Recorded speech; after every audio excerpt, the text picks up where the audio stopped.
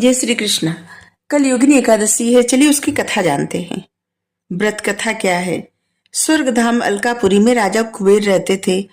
राजा कुबेर जो कि विष्णु जी के धनपति और शिव जी के बहुत बड़े भक्त थे। जो उनको कुबेर का खजाना मिला है, शिव जी ही दिए है।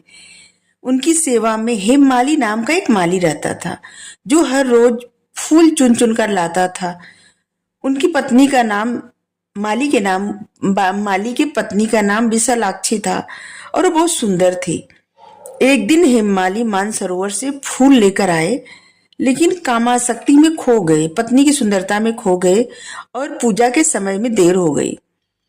क्रोधित होकर राजा ने उसे बुलाया और श्राप दे दिया, तू स्त्री वियोग सहेगा और कोढ़ हो जाएगा, तुझे मृत्यु लोक में भटकता रहेगा।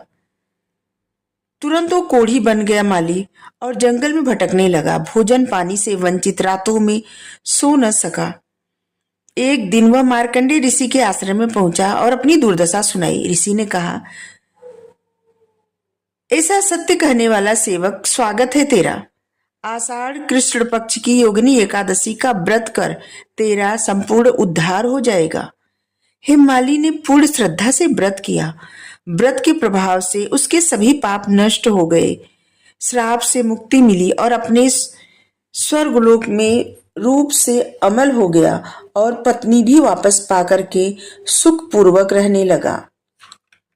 इस कथा का जो महात्म्य है वह भगवान श्री कृष्ण व पति युधिष्ठिर को बताते हैं कि यह व्रत 3 लोकों में प्रसिद्ध है, समस्त पाप नष्ट करता है, भोग और मोक्ष दोनों प्रदान करता है। श्रवण करने पर मिलता वही पुण्य 88,000 ब्राह्मणों को भोजन कराने पे मिलता है, जो इस कथा को श्रवण करने पे मिलता है पुण्य। 10वीं रात्रि के समय से व्रत शुरू हो जाता है और द्वादशी को इसका उद्यापन करना चाहिए। एकादशी के दिन व्रत रखना चाहिए। पूजा स्थल पर दीपक जलाए, गंगा जल, पुष्प, तुलसी अर्पण करे और फलाहार या फिर निर्जल व्रत रखे। यदि हो सके तो भजन कीर्तन जागरण करे। योगिनी एकादशी बहुत फलदायी है। इस दिन विशेष पूजा, उपासना, व्रत, तुलसी का पूजन अत्यंत शुभ माना गया है।